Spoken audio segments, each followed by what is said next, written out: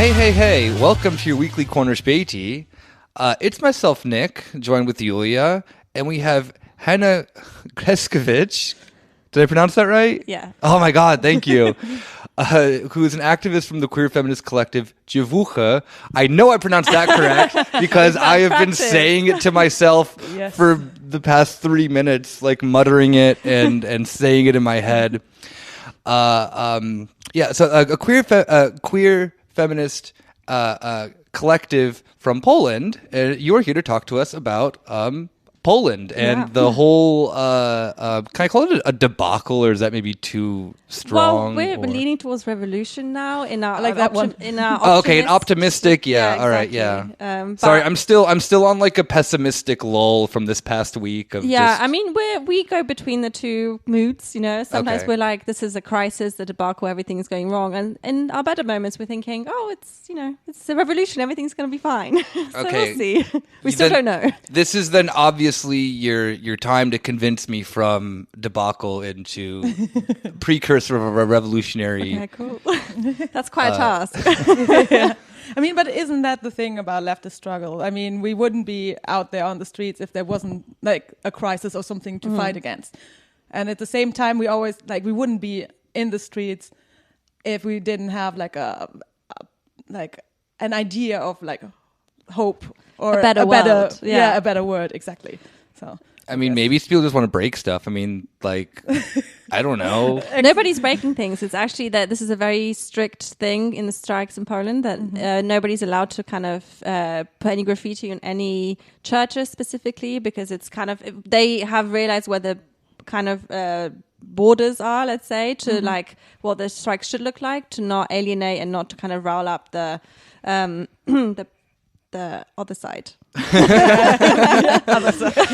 Way to pick a nice euphemism right there.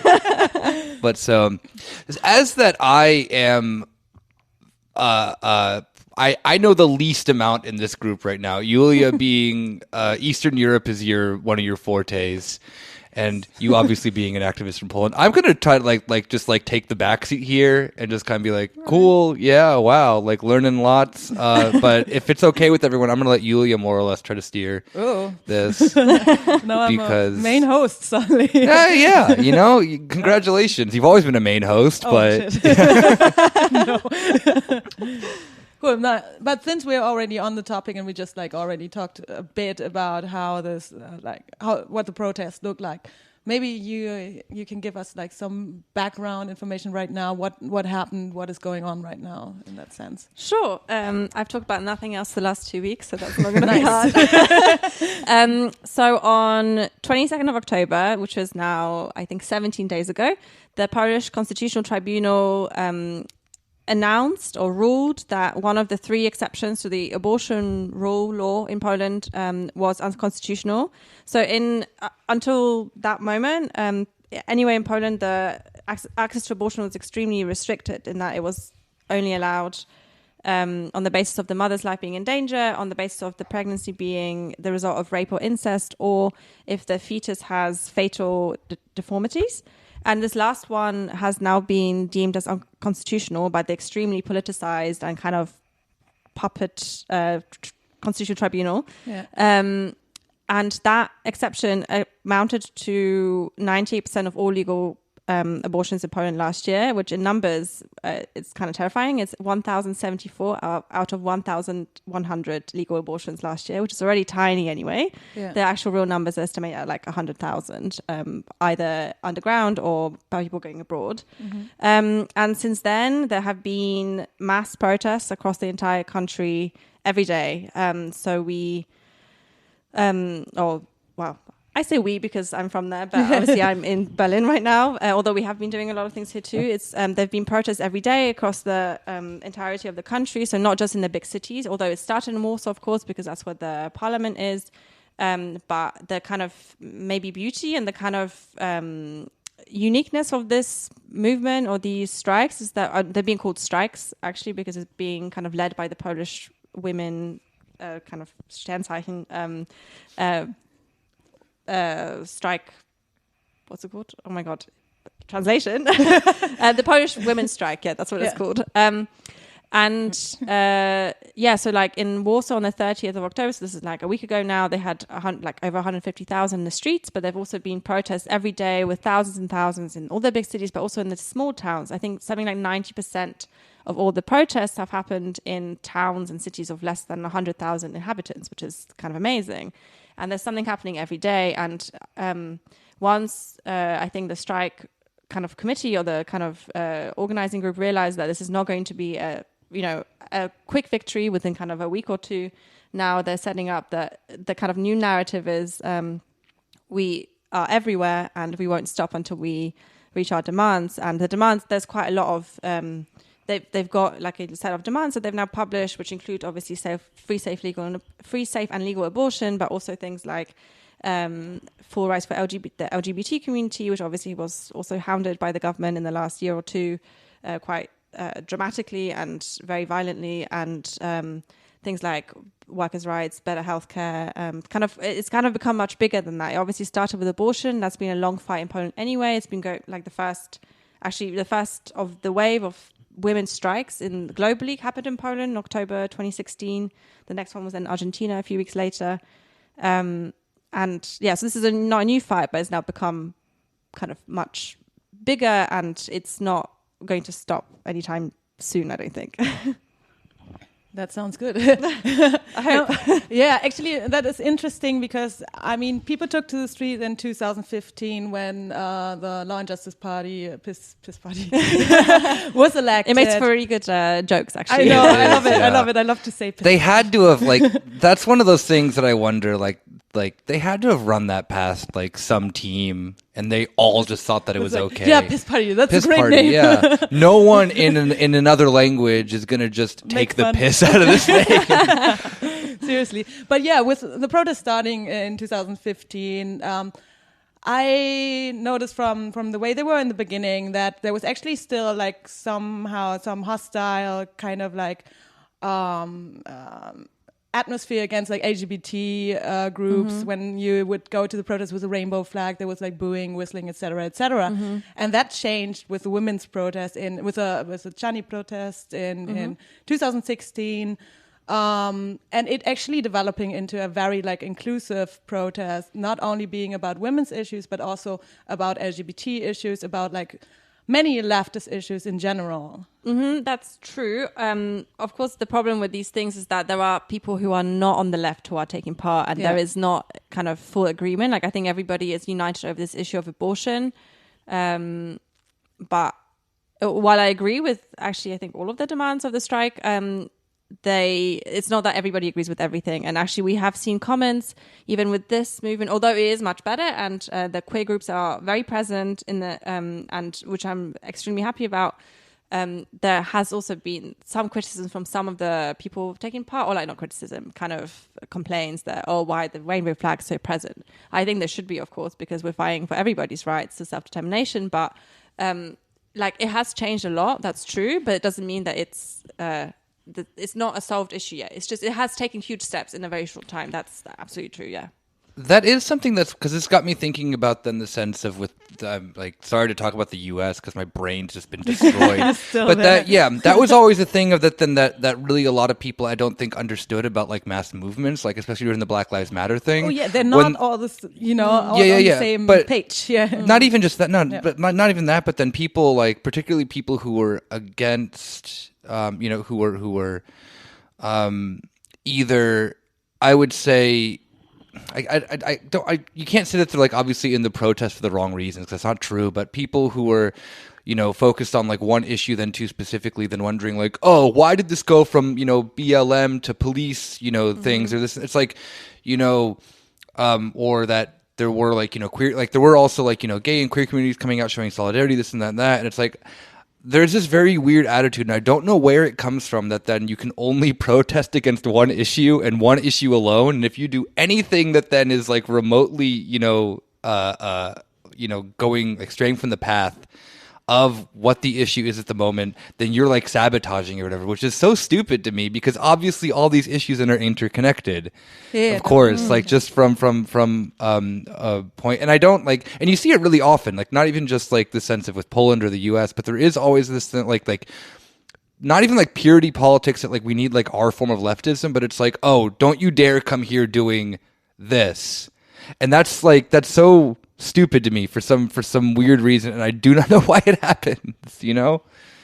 Like, well, it's because, I mean, if we, why does it happen? It's because like there's more liberals than leftists, I would say, and that's that's a total like identity thing. Like if your only view of the world's okay, thank you, all right. This I had a Jimmy Neutron brain blast right now. No, but that is actually interesting with these protests as well. When you think about it being a cultural issue instead of a political issue, then you would just like fight against the restrictive abortion laws.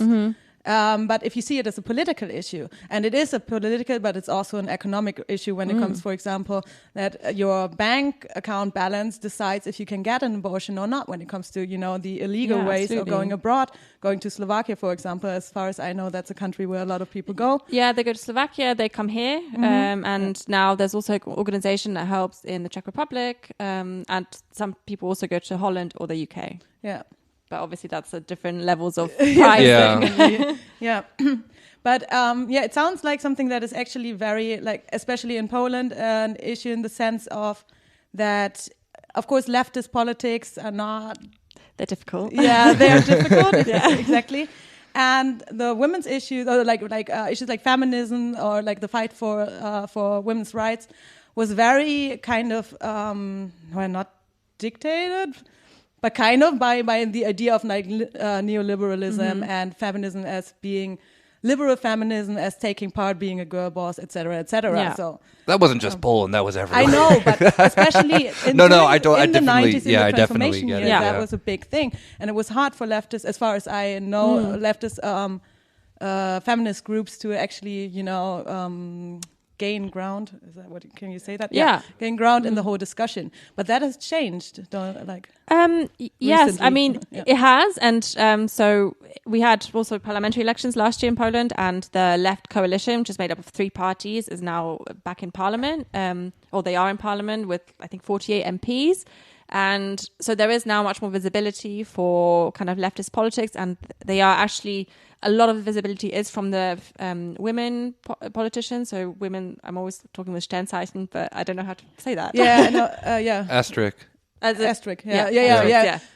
Women in, I know if we would write it, we would. Yeah, exactly. I just clarifying. It's the 90s. We're spelling women with a Y. Oh, right. But like Flint. No. So I know. like, Yeah, of course. Yeah. So they have been very visible, and actually they have been doing really good work at the protests, and that they have been using their kind of their immunity as MPs to protect protesters being from the police or from kind of being arrested without grounds. And they were doing that in the summer when the LGBT protests were happening, or the protests for the rights of LGBT people, which were much more violent than these ones. And they are also here, very present. They have been doing actions in the parliament, kind of, very performative, but obviously they're also important because that's what goes in the media and what gets reported. So there is definitely kind of the beginnings of like a formalized maybe leftist feminism, or kind of something that there is like a way to attach yourself to it. The actual Polish Women's Strike Organization, I don't think they call themselves a leftist group, but there are definitely leftists in it, and a lot of the kind of their demands are also leftist. So it's, but I think they deliberately have not said that they are a leftist group because they don't want to alienate people, because they need the numbers at the moment. And I think this is actually a very big discussion about how far we go with these things and some of the demands. For example, there's stuff about education and people with disabilities and the media, and that's a lot of this stuff is things that everybody can kind of subscribe to, but also some people are like, well, but it's really just abortion that I care about, like.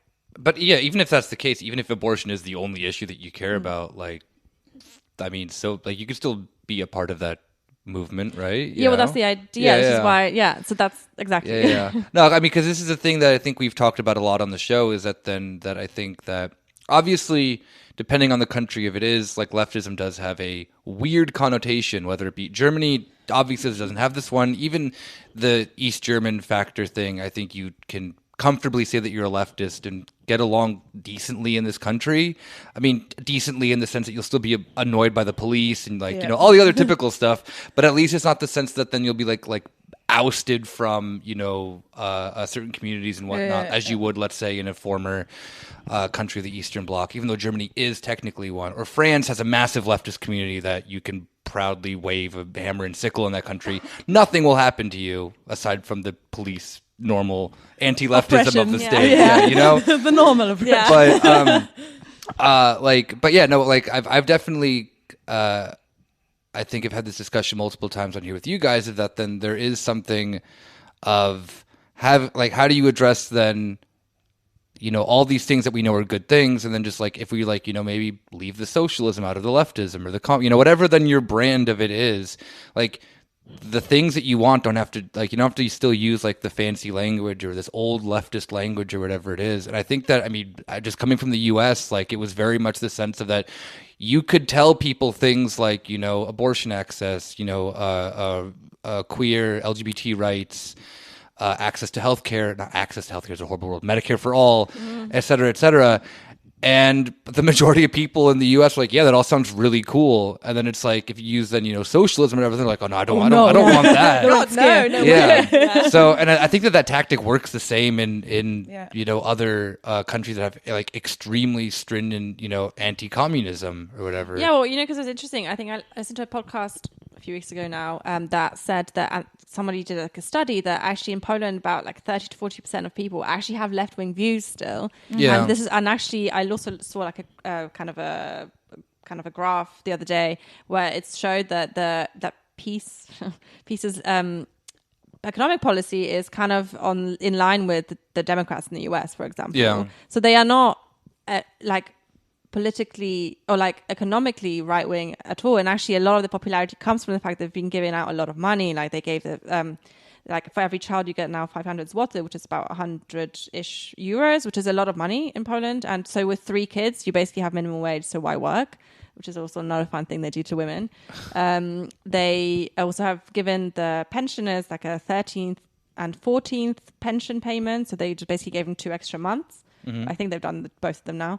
And they've also been trying to, reduce the cost of electricity and things. So these are not like, economically right policies actually at all. It's just they are come with an ideology that is extremely problematic. And I think that we're like genuinely past though that part of history where a right-wing party is going to have economically right-wing I think things. we're like in general, like people understand that neoliberalism did fuck up, in the sense. I mean, people that would still go for this are probably like some weird social democrats sometimes, That's you mean just like neoliberalism? Yeah, exactly. Yeah. Neoliberalism. I mean, Germany's a perfect example of that sometimes. You do understand that you really have to be a hardcore like market lover to you have to be insane. Yeah, you have to literally go and say this is the only right way. And especially like Poland and Hungary, I mean, Orban has some things going on, but they are not going this full way where you could say, oh, this is a neoliberal country or something like that. Not at all. Because actually the neoliberalism led to a lot of like, resentments against liberalism in general, and led to parties like Fidesz and PiS being elected. PiS. I'm upset to find out now that it's pronounced what, peace? Peace. Yeah, No, I know, it's but I PiS. always say PiS. I know it. But it makes it really good for our protests these days. There's like really good like wordplay you can do with like verpiss euch or Hell yeah. I love it. That's so sick. That's awesome. And in England, obviously, they do like piss off with like peace written out. It's really good. So actually, it works really well for us. Yeah. I was just, just exactly to your point though, what you were saying of that, then like, I think it's kind of that thing that you can't even find like a good economist who will advocate for pure neoliberalism. They'll still no, not a good one. But there's one hardcore Swedish economist, and I hate him from my bones. His name is Oslund. Yeah, but but I mean, even in the sense of that, like pure austerity is just not popular anymore. After then, we saw that just it can't do anything. Yeah. So I mean, even like I think that. People who are still talking about neoliberalism in general are just kind of wrong. I mean, not like wrong, but like that trend is already disappearing. And the idea that the right's going to use neoliberal tactics, obviously you're going to win votes, especially if you're on like a nationalistic platform. But like, by the way, we'll take care of you and we'll preserve this only cultural. The Polish people. Only the Catholic Polish. Polish people. Exactly. Yeah. Or like like that like. people are wondering in the sense of like this wave of populism, this and that and that. And I think it can really only be described as a right-wing phenomenon in that sense, because it has to do with the sense of like this national identity, the cultural identity, so on, so forth.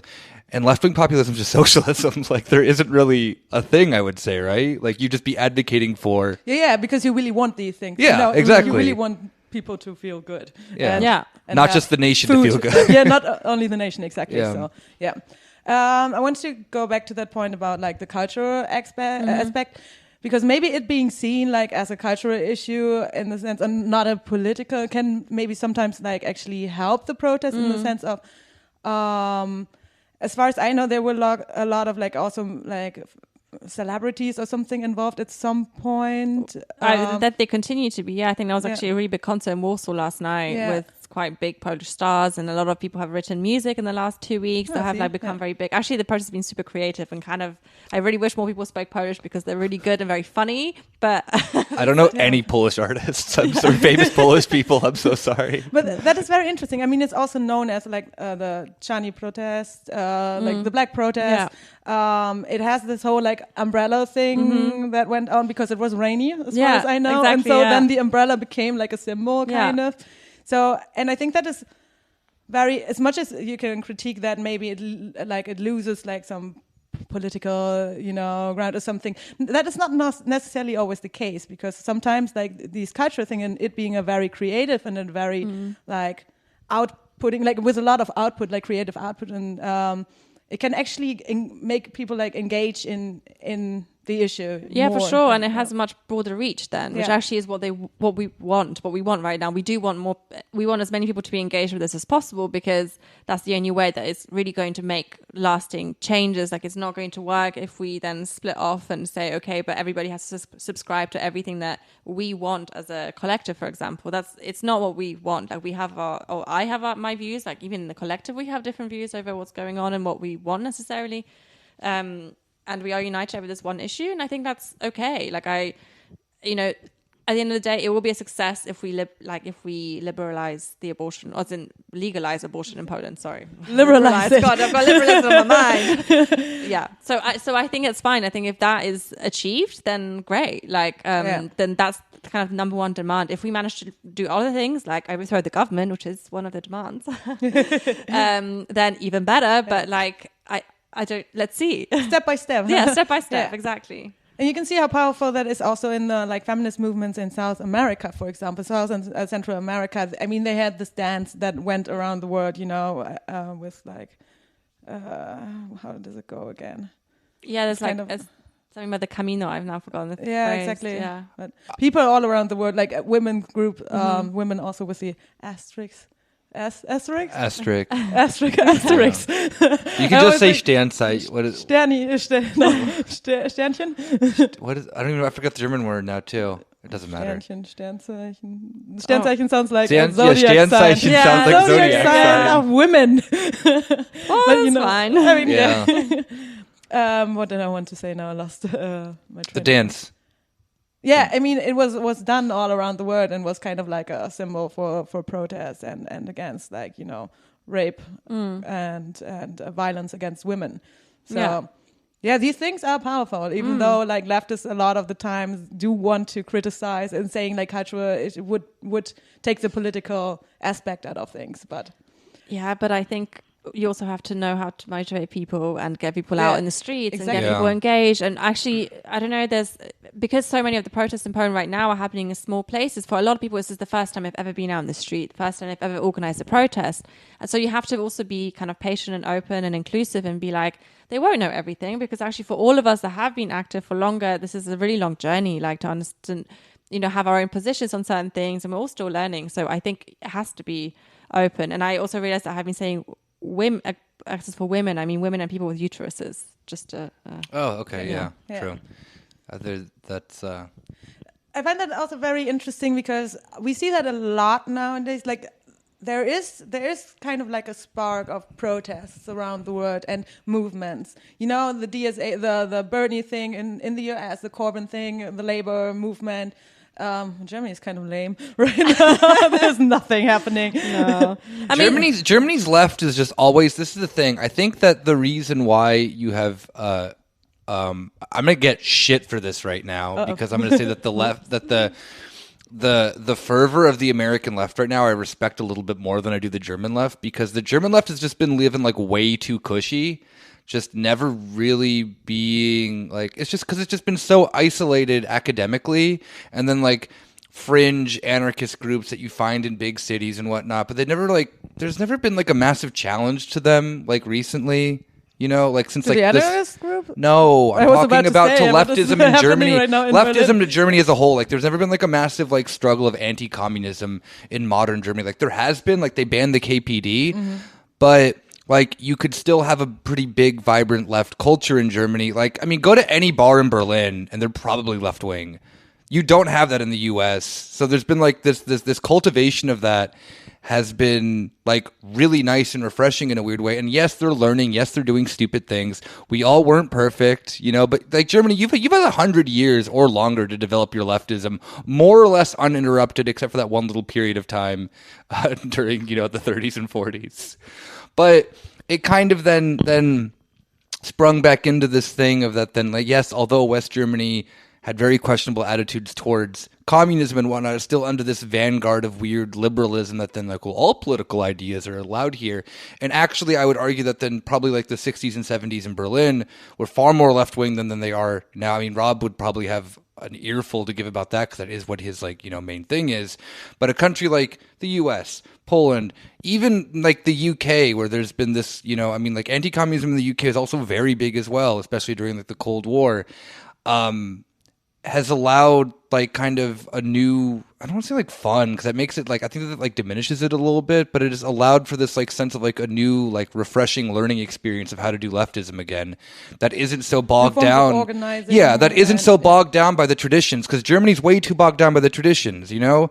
Everything has to be then in the sense of you have to go to your Volkshochschule and you have to go to this and you have to go to that. You can't strike if it's not a That's registered strike. Yeah, it's just shit like that where like, I mean, look at them like the teacher strikes in the United States. Yeah. Like, strikes are illegal in most states in the United States. A wildcat strike's the only thing that you can do. Yeah. And their demands were met, like, eventually in some states. But that was really impressive for a country that has not done that, you know?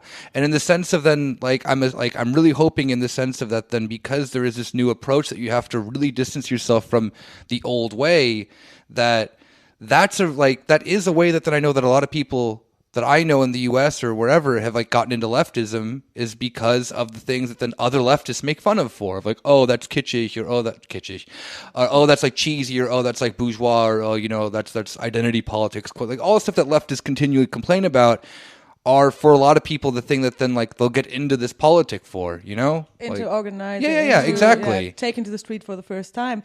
Yeah, I would say that a lot of that in Berlin, or well, certainly in Berlin, I don't know about the whole country, is coming from the migrant groups though. Yeah, exactly. That's true. Yeah, that is true. Which is disrupted. I hate to use that word, but which has disrupted the traditional structures of the German left of being predominantly dominated by white people. Yeah, so that is true. Yeah. Shit.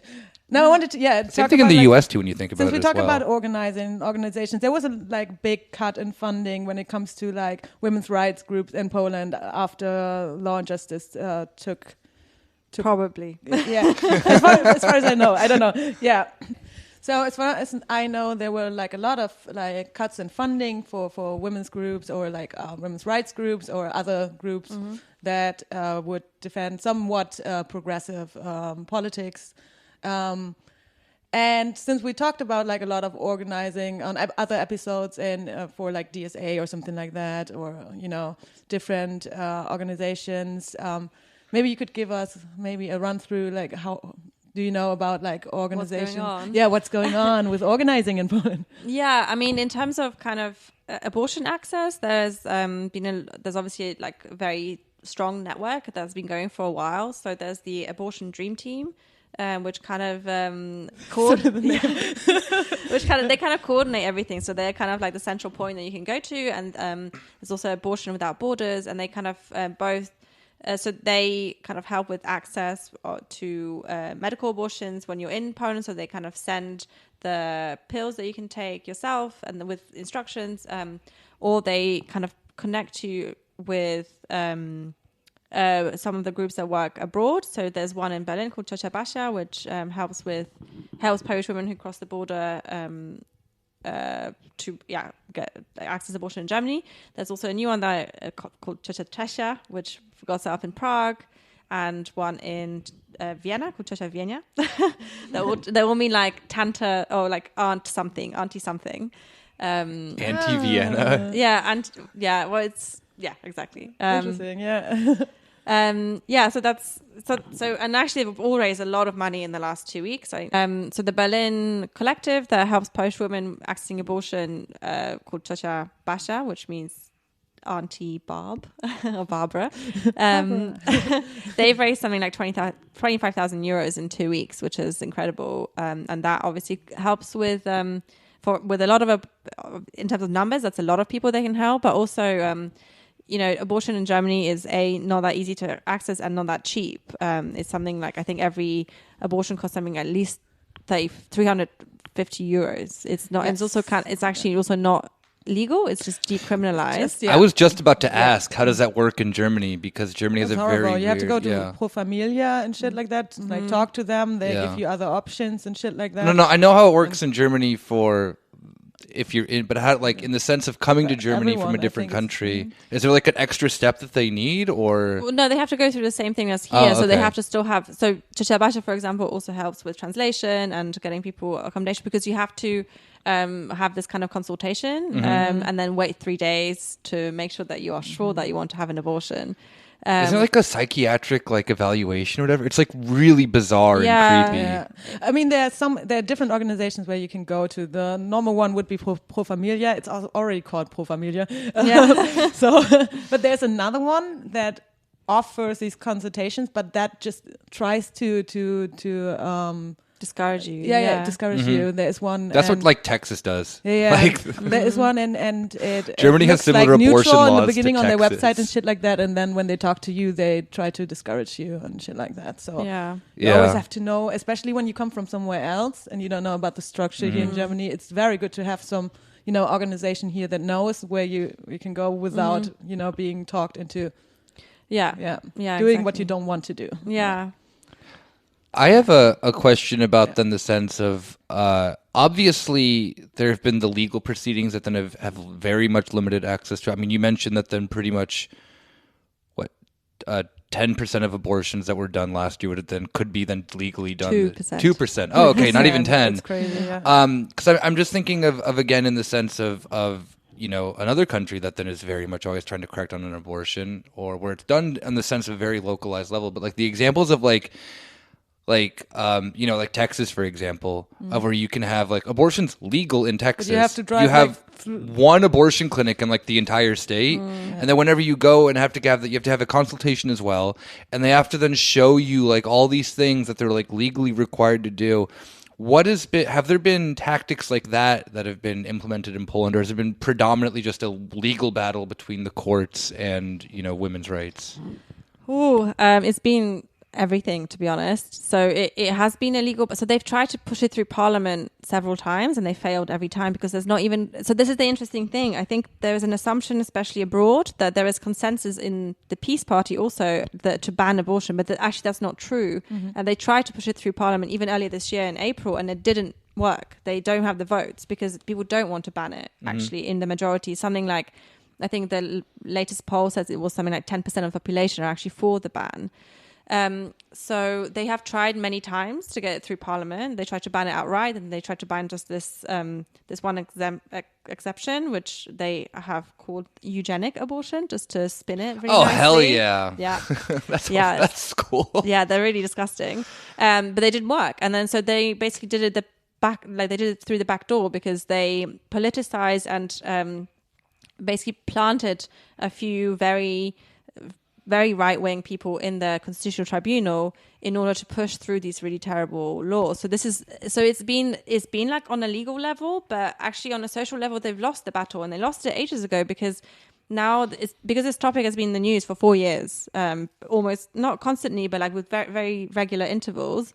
Basically, most of the population is now at least for keeping how it was, but actually I think it's now over 50%. Last I saw, they actually want to legalize abortion, or like kind of to not ban it, basically. I find that kind of interesting because that is a thing in Poland in comparison to Hungary, where you don't actually have like the majority on your side in that sense. Also, like in the party. So what they did was removing all like, you know, justice and replacing it with their own, as far as I know. Yeah, exactly. Yeah.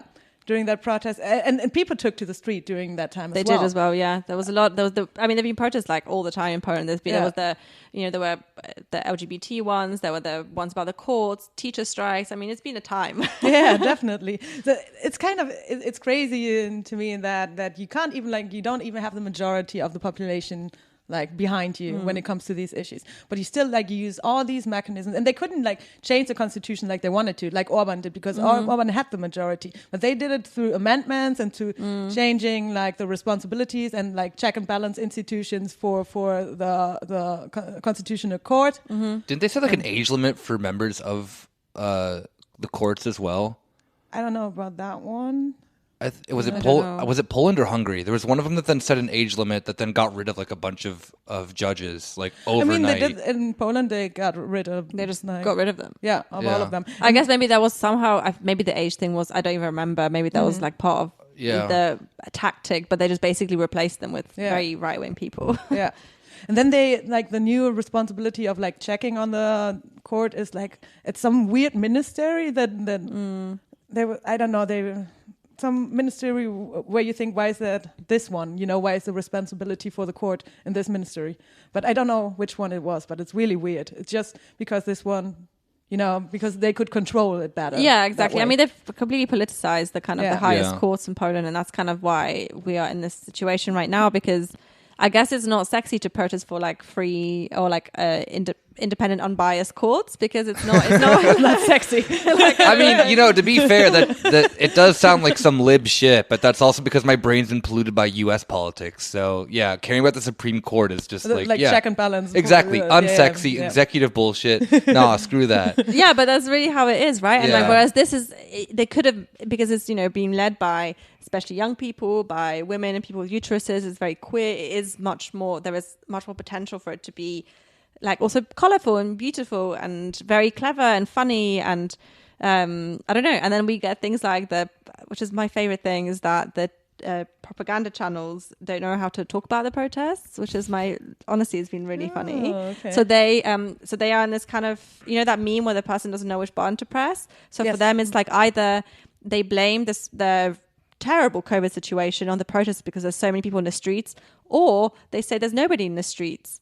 So what do they do? And it's just leftists. They actually had headlines that said leftist fascists are destroying Poland, like several days in a row on the propaganda channel on the news. Oh, wow. Yeah. Love it. That's actually the two genders, leftist or fascist. You have to pick. This just has me like my gears just going in my brain just for listeners of the show. Is that then I'm wondering now if someone could then please let us know what Yasha Monk's ranking of the PiS party is on Project Populism.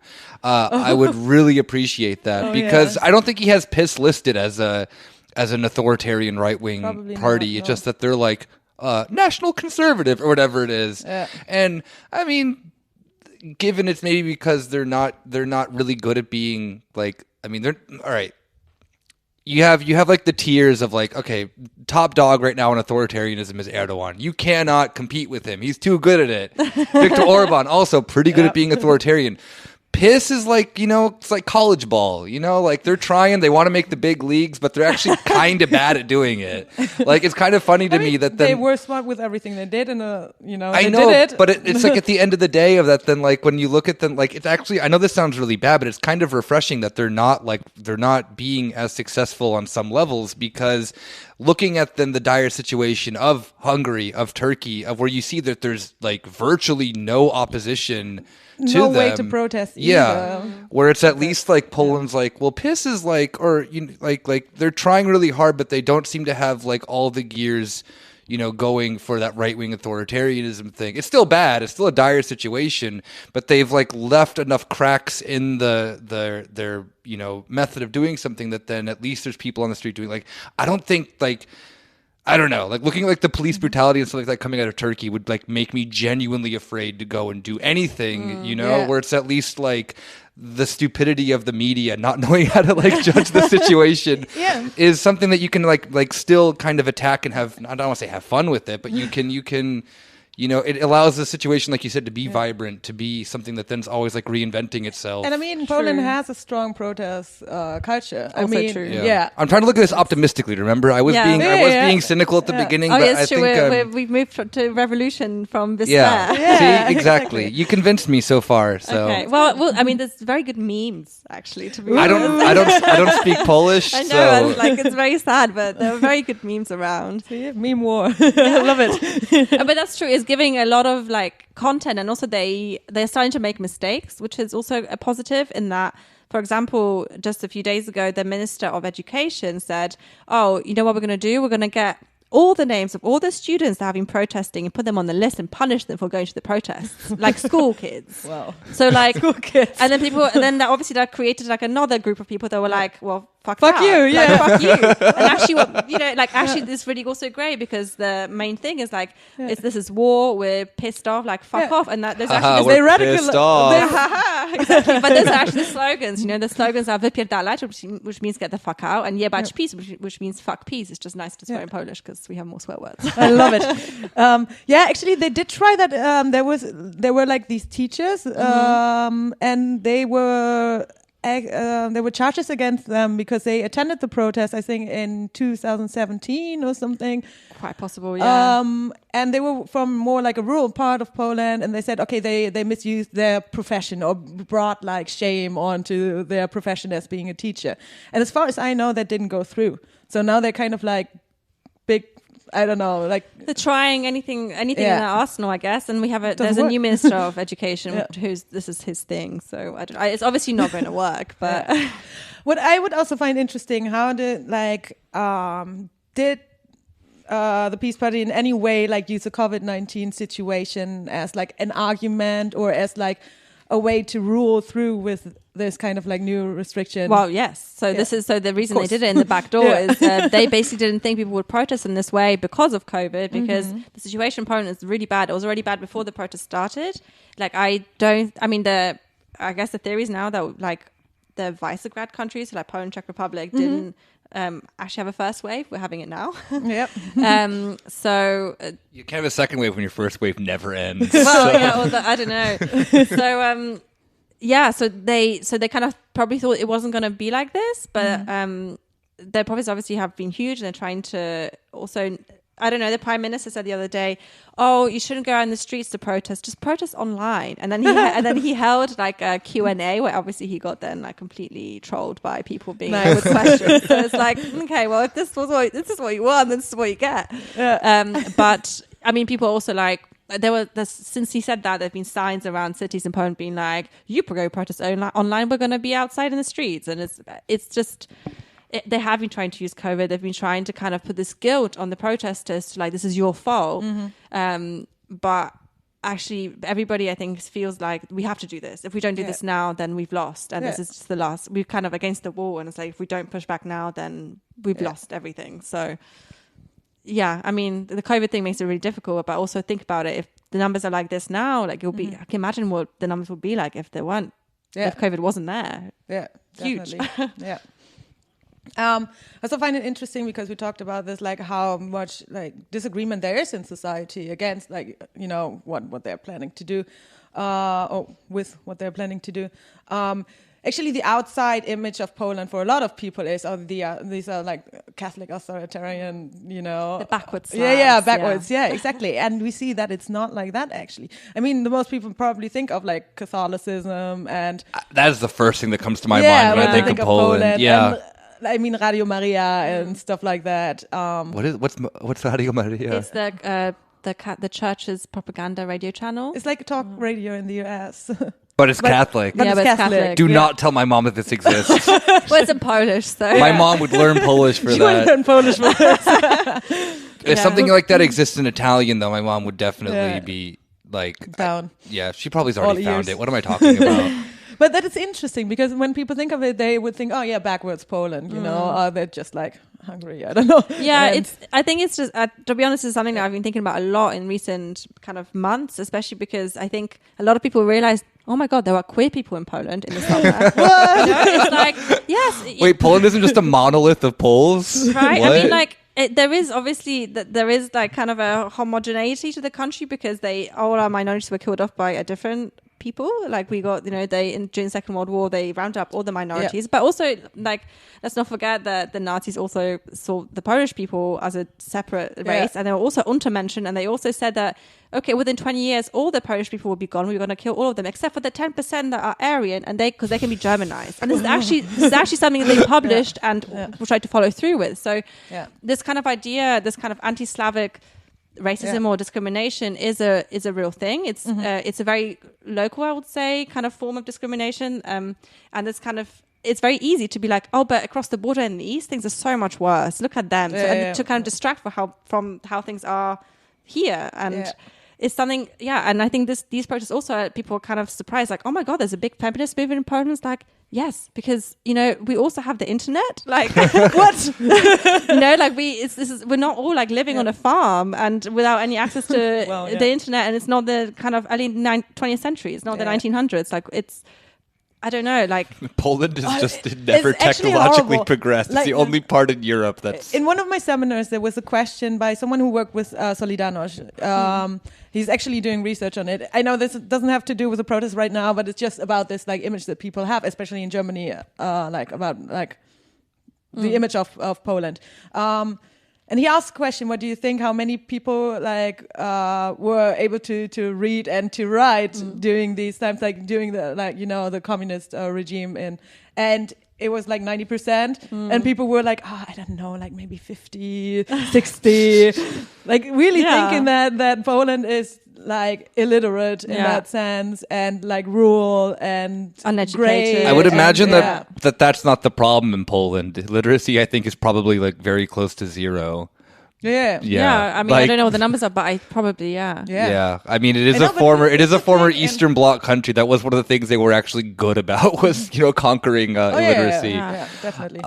The only thing that then obviously I don't think that then Poland is a technological abyss. But my first reaction to that comes from that then we watched. I don't remember if it was you and me and Kieran, or if it was me, Kieran, and Rob, or whatever. We watched the Stefan Molyneux documentary we watched of Poland. it all together. Yeah, we did. Yeah, have you seen this? No. Okay. I think he's Canadian. I don't even think he's American. He's Canadian, yeah. Right wing. He calls himself a philosopher, but he just posts on Twitter, and he blocked me. Actually, shout out to Stefan Molyneux. He say it's the best for modern day philosopher. Yeah, okay. Modern day philosopher, aka you're a libertarian or borderline neo-Nazi. Pick one. That's it. But so the thing of it that then I thought was really interesting is that then, yes, Poland's very much online, and they're very much like the right. He just kind of goes and like monitors like how great it is to be the right as well, like these free speech cafes or bars, which is just that you can go and talk about how you're insane with your other dudes, specifically pretty much only men. And that's I'm sorry. Oh no, it's just that the there are like that was always like my perception of Poland was that like they are very much aware of what's going on, obviously, but in the sense that then there's a large part of the population that then is deeply involved within this, like, whatever you want to call it, new right, alt-right, whatever it is. That's true, but that also means that but that's the thing, it's convenient for everybody to talk about only this side of what's going on and not the other side of the fact that actually there's people who are becoming much more progressive left-wing, like the left-wing is growing, like there are all these issues are coming to the fore. The fact that we even had protests for LGBT rights in Poland in the summer, that's like something I didn't think I would see this soon, So it's just convenient to have this narrative of like, oh, the backwards Eastern Europeans, let's leave them alone. But like actually, and it is, of course, there is a big problem with neo-Nazis in Poland. Like they have kind of taken over Independence Day, which is actually coming up on the 11th of November.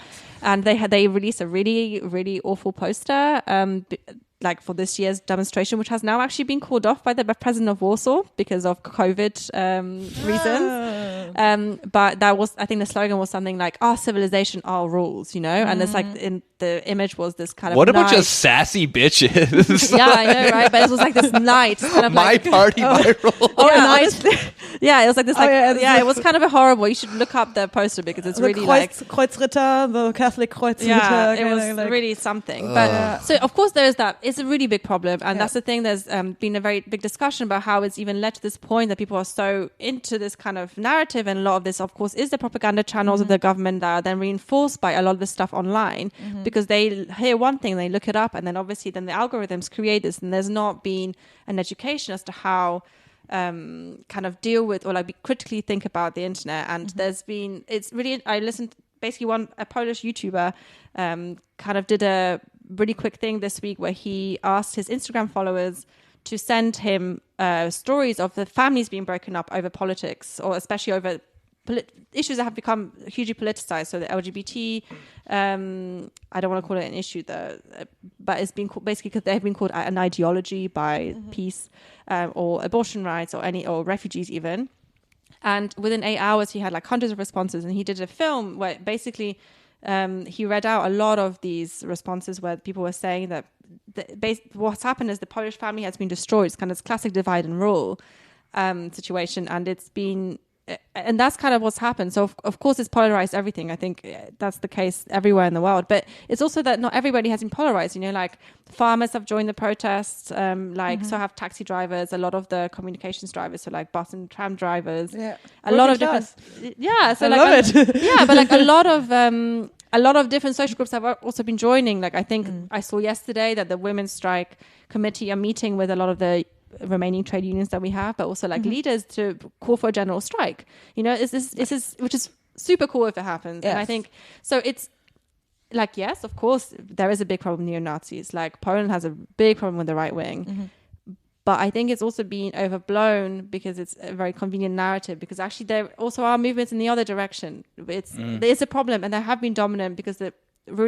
PiS and the ruling party and their channels support this, because it's very convenient for them to have these people in the spotlight, because it divides families. It makes people I don't know, it kind of makes people apathetic almost, and people kind of give up and like, oh, there's nothing to do because the Nazis have taken over the country. But actually this protest or this kind of movement, the last like now over 2 weeks, have shown that actually that's not true. And I think there are more conversations happening than before. I hope. This is kind of my impression, like, to say my parents, for example, are not always happy about my activism because we don't agree on some ideological levels. But this time they were like, of course, go. This is very important. Go out in the streets. I think they even went. And they haven't been down the street since the 80s. So like, yeah. All right.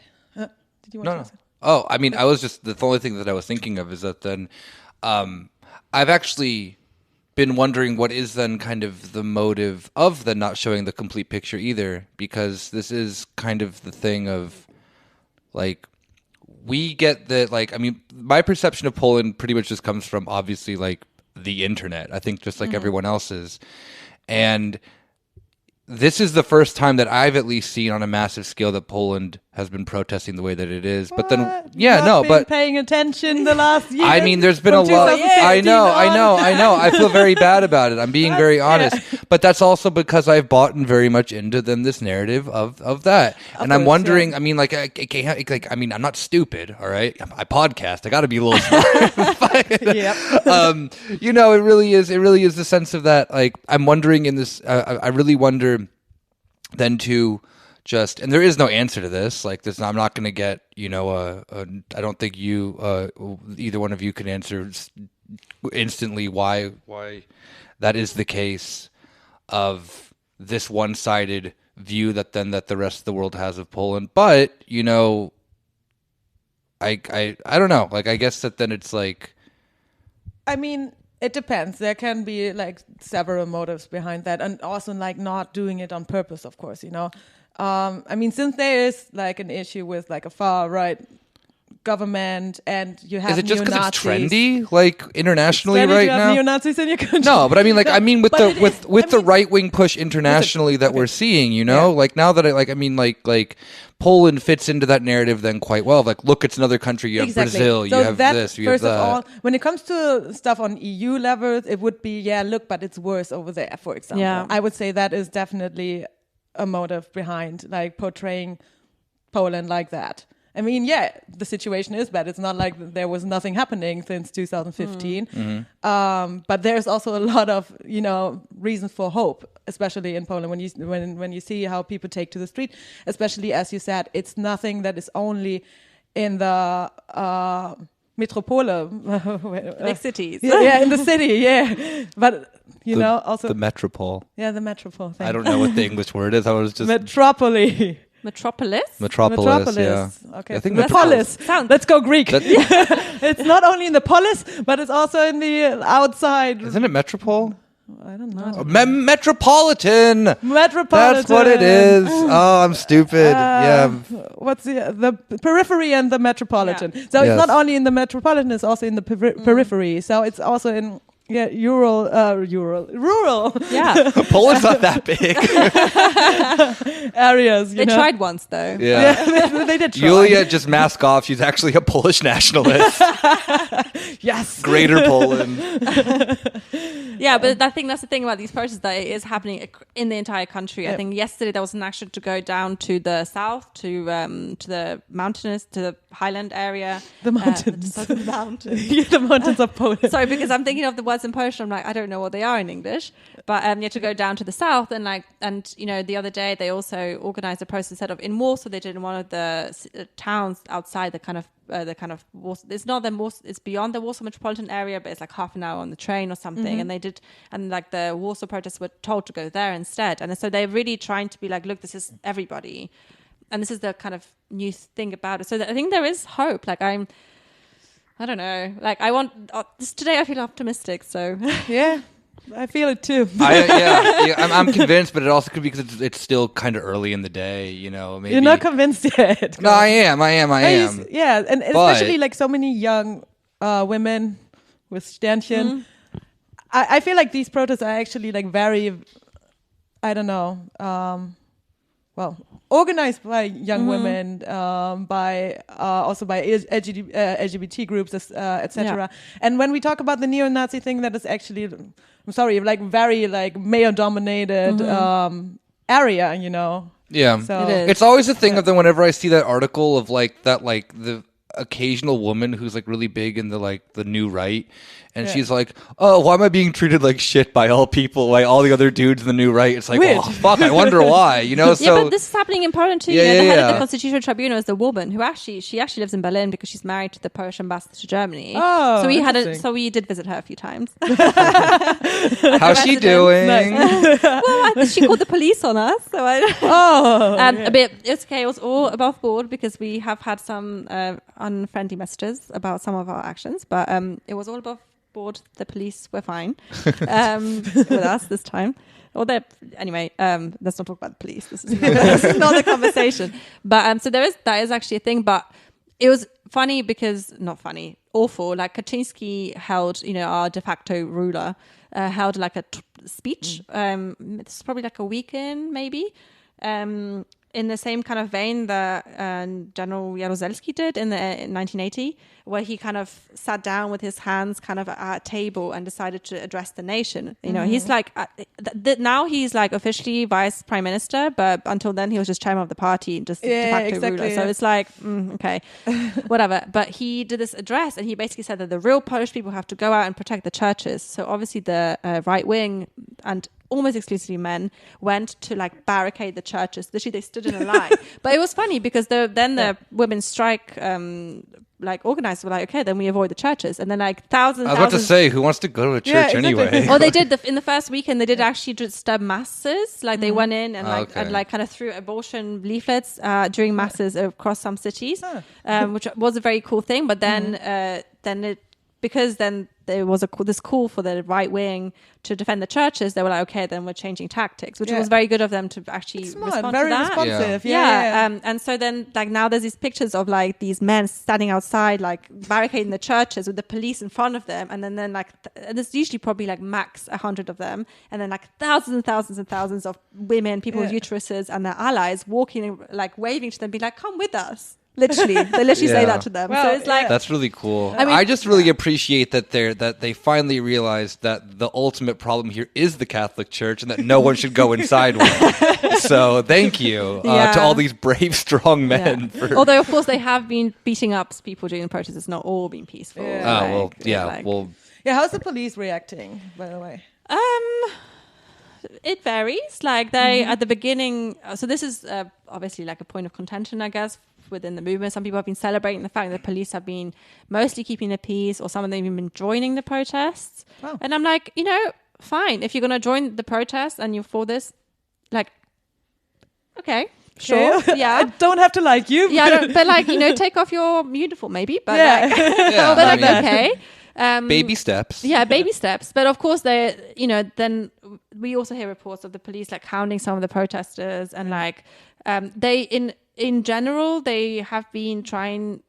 So because it's obviously clear that the people that agitate are the right wing people. They and there's like Telegram channels and stuff to kind of inform about where the right wing are and like what they're doing. And there's been videos of this happening. And like I think the big Warsaw demonstration, they arrested, I think, something like 37 people, 35 of whom were from the right wing for like aggression and whatever. Yeah. So, but like, of course, they are also like trying to arrest people. Now, protests are technically not allowed at the moment because of COVID. So they are trying to arrest people, give people fines, kind of intimidate people. So there's been like a big push to educate people very, very quickly about how to respond to the police, which is why I think it's been okay in that sense. But of course the police is also like the society, right? There are some that like with the protest and there's some that are against the protest, and of course like that kind of role would attract people who are probably more against the protest than not. So it's, I don't know, it's difficult to say. Like there's not been like anything super dramatic. Like they were much more violent during the LGBT protests, but there was also like a video, actually somebody filmed it, where one of the security service drivers in like just like a normal car, not a what's the word, like the police car, he drove up, like he literally ran over 2 women in the protest. Oh wow. Yeah, and there's a video of this, which are actually anyway, so it's pretty horrible. So there's like we're trying to be like positive, like because we're trying also not to discourage and scare people. And this is not going to happen in any of the Berlin demonstrations because we're not in Poland right now. Like this is more like a solidarity thing, but like it varies, let's say. But they're not super like violent crackdowns on the demonstrations by the police, like you have, for example, in Belarus or something like that, or in Turkey, or when it comes to No, I think they've been trying to avoid violent clashes. They've mostly been trying to intimidate people into staying at home. Mostly it's about intimidation and about like fining people, because obviously if somebody's first demonstration, first strike, whatever, they're quite scared of this idea of like getting a fine or like being arrested. I think they tried to arrest like a 14-year-old. In fact they did arrest her and like tried to put her on trial for like organizing the protest, which obviously people were like, 14 years. Yeah, she's 14. So like it's hard to say. Like it's not been, I think the strike organizers are trying to keep it as peaceful as possible. And I think that's more their credit than the police's credit. I would say that they are educating people very, very quickly and they're trying to be very precise. All right. So I think, because you were just mentioning the sense of that there's also events going on in events. There's also protest and solidarity going on in Berlin. What can our listeners aren't just only in Germany, but how could then our listeners, what could they check out? How can they get involved? What are your plugs, if you will, I guess? Well, for the people that are in Berlin, you can come to our demonstrations. I think, as we're recording this, there's going to be one today, but obviously by the time this is out, that would have already happened. Yeah, on Monday it'll be out. So we will probably do something for Polish Independence Day, which is 11th of November. And then when the Sejm is meant to be, or the Polish Parliament is meant to be sitting again, because they had a 2-week delay because of COVID, in inverted commas, on the, I think, 17th or 18th, I think we're also probably going to do something then. So there'll be events and actions to take part in here. A big problem that we've had in the last week is that the international media have kind of said it's a success because they didn't publish the ruling. Yeah. But that's not true. We don't know what that means. Like, nobody knows what it means. They're just not doing it right now. They're just not doing it. It's a kind of a delay and distraction tactic, conveniently during the week of the US election, to be like, oh, success in Poland, the women and people with uteruses won. But actually that's not true. So it's really that important. teamed up with the headline that Joe Biden won is going to make liberals' heads explode. Oh my goodness. Yeah, but the thing is, it's like, so a really important thing for us is that people keep sharing posts and keep kind of reading about what's actually going on in Poland and following activists groups. So there's a really good English language one called Cielesne. I can write it down for you on Instagram, who actually post a lot in English about this. And I think they also created a lot of information in other languages also. And just following, us, we also try to inform on our social media. We have Twitter, Instagram, and Facebook. And we try to do it in 3 languages, but in the end, if we default to English because that tends to be what everybody understands. We hope. Sorry if that's not the case to our followers. So I think it's also about following what is actually going on and keep sharing these things and keep, showing solidarity. But also, there's still organizations that need financial support because it's a big thing. Like both the pro-abortion, the kind of abortion access groups. So there's the Berlin one called Ciocia Basia. We are actually also raising a bit of money because we've now organized about 5 things in 2 weeks. And obviously every time renting out equipment, it's we don't have our own, so it costs some money. And abroad, I don't know, I guess also the same things. In Berlin, you can come abroad. There's also been protests like in something like 60 cities abroad, like maybe more, I think, like everywhere in the world, even like in Osaka and Tokyo and in Melbourne and in Bali and in like the US. Yeah, there was like protests in Bali, nice. Hawaii. In Europe, obviously, there's Bali's a real place. Bali is a real place. Yeah. So it's, there's a lot of things anybody can really join. They're really everywhere. But obviously with COVID, like some places can't protest. So sometimes it's about online stuff. Keep posting. Keep posting. Yeah. And where can our listeners find you? You can find us on Twitter, Instagram, and Facebook under Dziewuchy Berlin, which I'm sure you will write down. I'll put those in the show notes. Yeah. We're there, and also in Berlin, we're around. You can find us on our protests. Awesome. Well, thank you so much for coming by on this. Thank you. I would say early Saturday morning, Yeah. but it isn't. It's already midday. So I mean, for podcasting, this is like 6 super early. a.m. Especially after your all-nighter. No, that was not last night. That was a few days ago. My body is still not recovered. Yeah. But yeah. Thank you so much for coming on. Thanks for having me. I learned a lot as someone who should probably be way more informed about this stuff. Yes. And I am now, you convinced me. I am much more optimistic going about in this situation. Let's see how long it lasts for, though. So. Yeah, I mean, I also have like emotional roller coaster days where I start the day with like, this is going to be fine. And I end the day with, it's all over. Yeah. Sounds Hopefully like a today's normal not one day of those. All right. Thank you so much. Yeah, thank you. Yeah. And on that note, we will see you guys all next week. Take care. Bye-bye. Bye.